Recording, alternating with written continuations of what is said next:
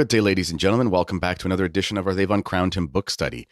If you visit the Substack page on the desktop, I don't know if it works on the mobile. I'm not sure on the app, but anyway, on the desktop, it's now organized that you can actually find all of the episodes of the They've Uncrowned Them book study in one place. And I want to show you that real quickly here, just so you can see exactly what I'm talking about. So I'm just going to pull up that screen there. So here it is. There's the website. I've sort of made it look a little bit better, I hope. And you can see the recent posts, and here are the top posts on the side. And then if you go down, there's these tags, these groups that are tagged. So here's the new charismatic book, another chapter of that's coming out very soon. And here is the They've Uncrowned Him book study. So if you want to go back and see any of them or you missed them or something like that, rather than scrolling through everything, you can see it right there. And if you click view all, literally the whole series is right there. So that's pretty easy for you, and that should be pretty simple. Okay, so let's get into today's book study. So we're going to be talking about the Second Vatican Council and liberalism, of course, today. That's the theme of the book, and the kingship of Christ and all those things associated with it. And in the couple chapters we're going to go through today, Archbishop Lefebvre shows how the Second Vatican Council essentially, we could say, turned a blind eye or shook hands, let's say, with communism, Masonry, and Protestantism. And we're going to show the evidence of that. And all of this was basically part of, it seems, Paul VI's plan to bring in the cult of man, which were his words, with this sort of new humanism. We're going to talk about the effects of that and why that's so important. And so let's get into it, and I'll bring up the book right here. So here is the chapter that we're going to start with. It's called A Pacifist Council. Of course, we're not going to read the whole thing, but I just want to read obviously some of the most important parts here. What's interesting is that you see right here, he's quoting Father Wiltgen, who wrote a book called The Rhine Flows into the Tiger. He says, and I'll just highlight this for you, this area right here. And he says, the Pope made the most of the fact, Wiltgen tells us, that it preferred now to use the remedy of mercy rather than the weapons of rigor, and judged it opportune in the present circumstances to amply lay out the strength of its doctrine rather than have recourse to condemnations. Now, these were not only deplorable words, showing moreover a very blurred thinking, they were a whole program that expressed the pacifism, which was that of the council. So let's just break that down for a second here. You've probably heard this before at the Second Vatican Council. It's this idea that we're not going to use severe things and condemnations. We're going to use the balm of mercy and things like that. That all sounds really good, doesn't it? The problem is that's not what an ecumenical council is for. That's kind of the main thing to take into account here. It's not that it's wrong for the hierarchy, for a bishop, for the Pope, whoever, any theologian, to produce some sort of work or document or encyclical or whatever where they express the mercy of God and the loving nature of the faith. I mean, those are all beautiful things. That's great. But that's not what a council's for. I mean, I don't think, I mean, maybe I'm wrong, but in the 20 councils that preceded, the 20 ecumenical councils that preceded Vatican II, I don't think if I'm assessing what I know of it, I don't think you can find an example of a council that did not concern itself with condemning errors or clarifying. The thing is, that's what councils have historically always been for. You can't clarify something and teach something unless you are very clear about what the opposite is. And this is what the faithful need to understand things. So right there, we see a muddled perception about why you should even have a council. And he goes on to talk about this triple pact that the council made with three major enemies of the church. And the first was with the Freemasons. And he writes, the Freemasons, what do you want? This is him speaking sort of as if we're speaking to them. What do you ask of us? Such is the question that Cardinal B went to ask the B'nai B'rith before the beginning of the council. And if you don't know what B'nai B'rith is Jewish Freemasonry. Jews are only Jews are allowed to be members of that Jewish Masonic organization. But Jews can be parts of other Masonic organizations. So it's an exclusive Masonic group for Jews only. And this is documented. I showed this in another video. On the eve of the council, excuse me, sorry for my chest cold here. On the eve of the council, Cardinal Bea went to Ben Ibrith and asked these things. This is a real thing. It's been recorded. You can find this all over the place in old newspaper clippings, which are available online from Jewish newspapers and other sources as well. And he basically asked them what they wanted. And what they wanted was religious liberty. That is to say that all of the religions put on the same footing. They wanted that the church no longer be called the only true religion, the sole path of salvation. And they just wanted religious liberty, which is what they got in Dignitatis Humanae. And then there was this involvement with the Protestants. Protestants, what do you want? What will satisfy you so that we can pray together? The answer was this: change your worship, take out from it what we cannot admit. Agreed. They were told that we would even have them come when we work out the liturgical reform, which is what happened. Protestants were consulted on the reformation of the liturgy. They will formulate their wishes, and we will draw up our worship according to them. Well, that happened. It was the Constitution on the Liturgy, Sacrosanctum Concilium, the first document promulgated by Vatican II, which gave the principles and the detailed program of this liturgical alignment with the Protestants, and then with the Novus Ordo Missae, promulgated by Paul VI in 1969. Now, many people think that Sacrosanctum Concilium was a good document. And in fact, there are many good things in Sacrosanctum Concilium. There are many good things in many of the Second Vatican Council documents, which Archbishop Lefebvre admits in this book and another part that we read. But here's the thing with modernists. There's a great talk by John Venari, God rest his soul. I think it's from 2015. You can find it online. And he basically said, it might be called Modernism with a Smile. I think that's what it's called about Pope Francis. And he goes through a host of literature from modernists. And the modernists are very clear that what is important is not only what's said, it's what's not said. So what do the modernists not say? That's what you should be looking for as much as what they do say. And this should be pretty easy to understand when we understand the muddled perception that was the underpinning of the mentality behind the council. The idea that we would present truth but not condemn error. The non-condemnation of error is like a sin of omission. It's a tacit toleration of error because you're not explicitly saying it's wrong. The same thing with Sacrosanctum Concilium. You can definitely read Sacrosanctum Concilium in a very orthodox light and arrive at the conclusion that the traditional Latin Mass best suits the recommendations from Sacrosanctum Concilium. You could arrive at that conclusion. Many have. You can also read Sacrosanctum Concilium and get yourself to the Novus Ordo or a Mass that's not even in Latin, because yes, it says things like the Latin language is preferred or retained, and Gregorian chant should be preferred or retained, and things like that. But you can just as easily make a completely new liturgy where you use certain Latin words and you have certain Gregorian chant hymns. It doesn't mean that you're actually maintaining the integrity of the liturgy. So it's not that Sacrosanctum Concilium isn't able to be interpreted as an orthodox document. It can in many ways and in many places. It's that it leaves the door open for what we got. Dr. Kwasniewski's talked about this at places as well. And then it's to the communists. What do you desire? Tell us in order that we may enjoy the happiness of having some representatives of the Orthodox Church at the council. Well, you maybe know the story. But the Russian Orthodox said they would come, but they were not allowed to have any condemnation of communism. It says, do not condemn. This actually happened. And there was an agreement that was reached. And we'll just press the footnote here so we can see that. And it was between Cardinal Tisserand, the authorized agent of Pope John XXIII, and Bishop Nicodemus.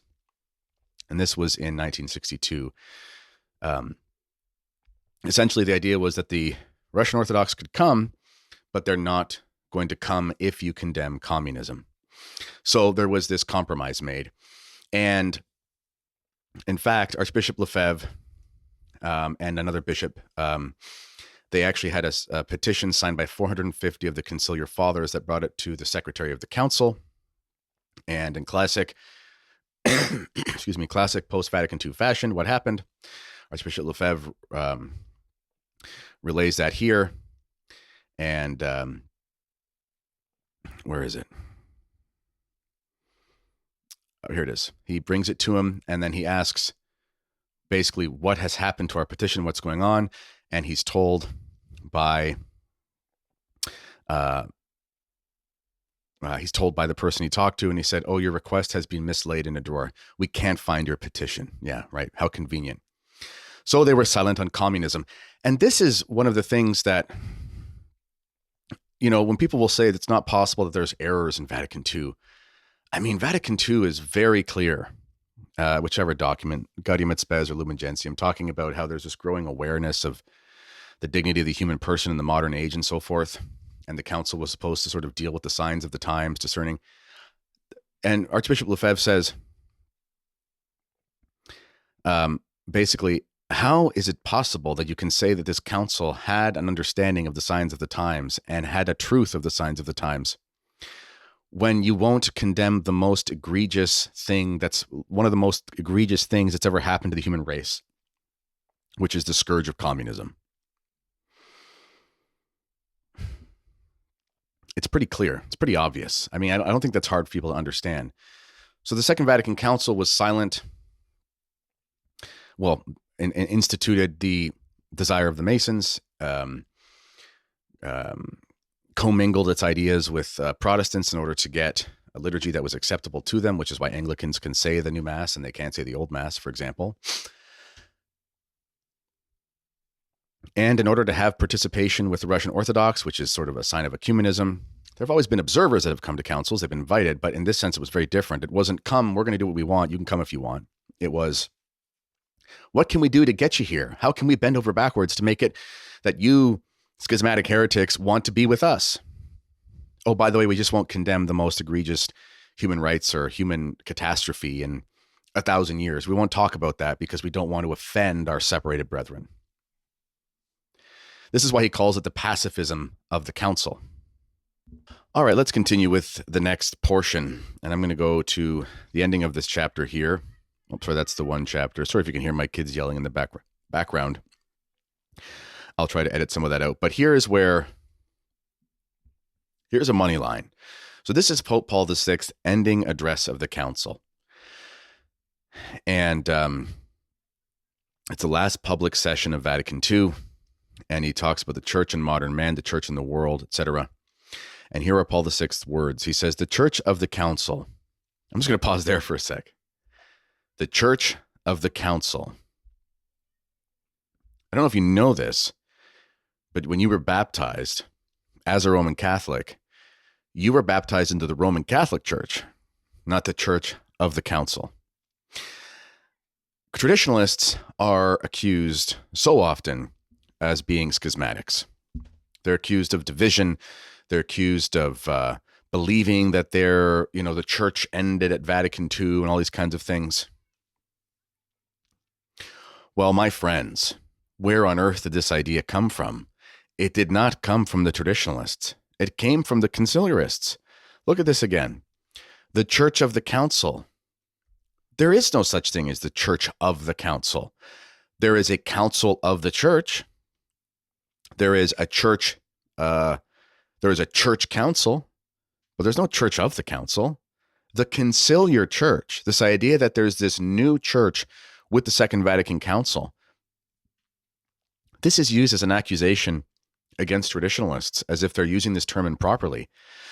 When Archbishop Lefebvre, for example, would say that he will not bow down to the conciliar church, he was just saying, your whole notion of this church of the council is not the church that I belong to.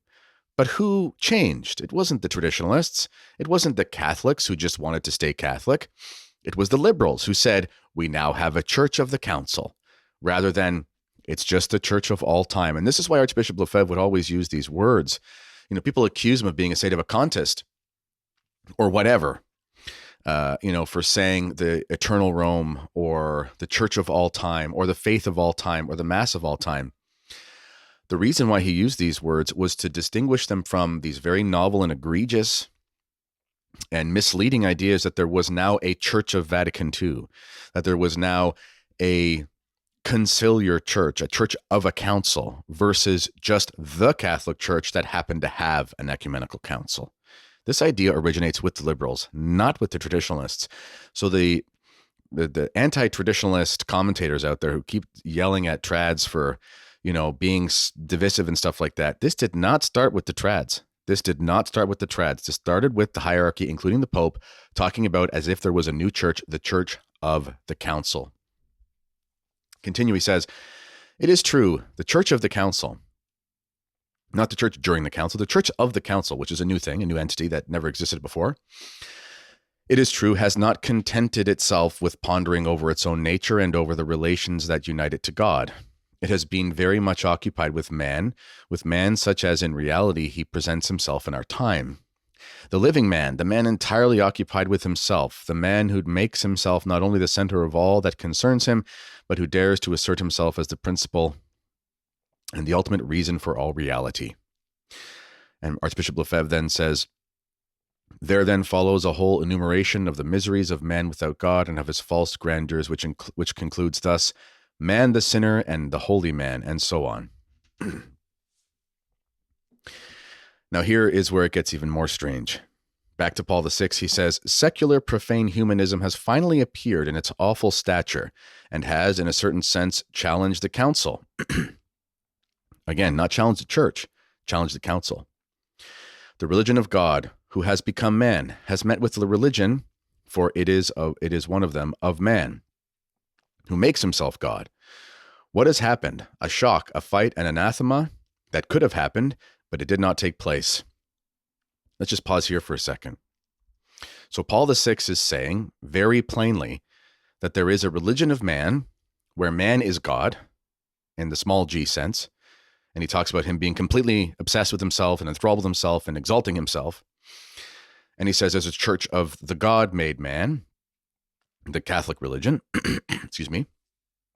And he says, what happened? Was there a struggle? Was there a conflict? No. And why not? We'll find out. The old story of the Samaritan has been the model of spirituality for the council. A sympathy without limits has completely overrun it. The discovery of human needs, and they are so much greater as the Son of the earth becomes more grown up, absorb the attention of our synod. Grant at least this merit to us, you, the modern humanists, and know how to recognize our new humanism. We more than ever have the cult of man.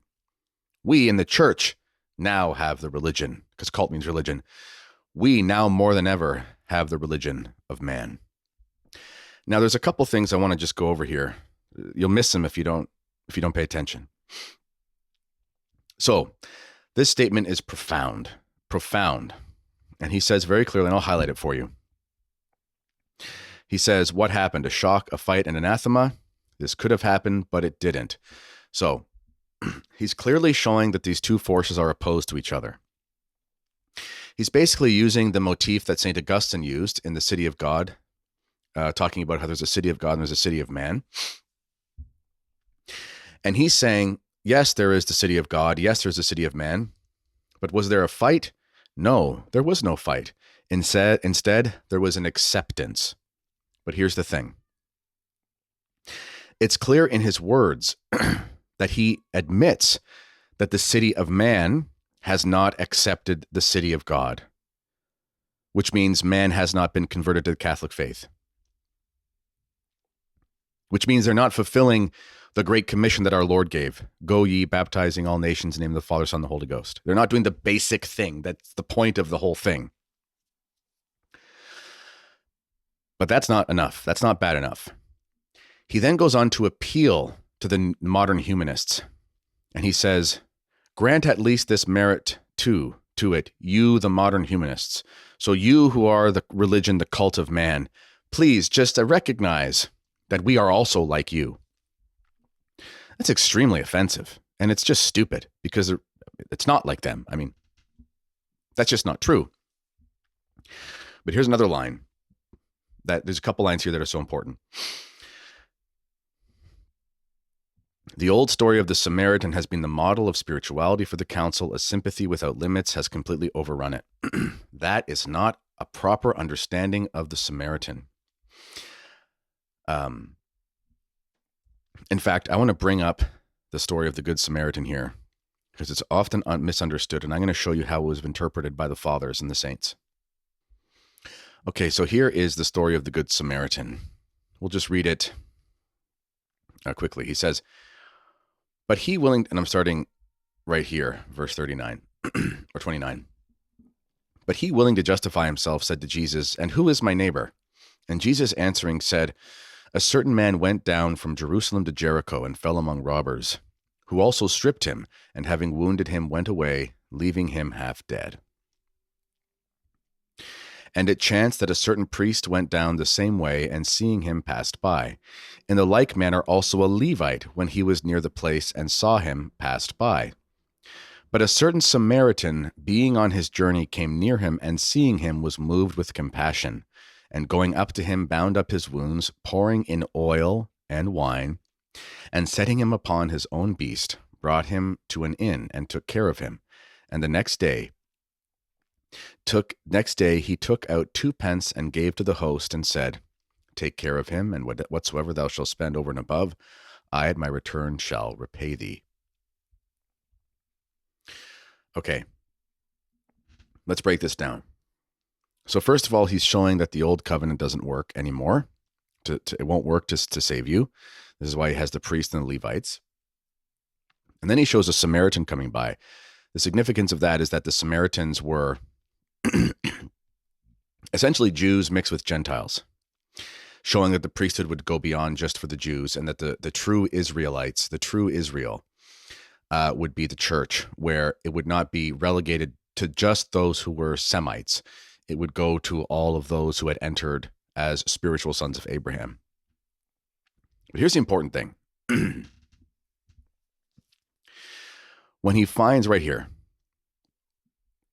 when he finds the man, it says he bound up his wounds, pouring in oil and wine. Setting him upon his own beast, brought him to an inn and took care of him. Why does it say oil first before wine? Think about that.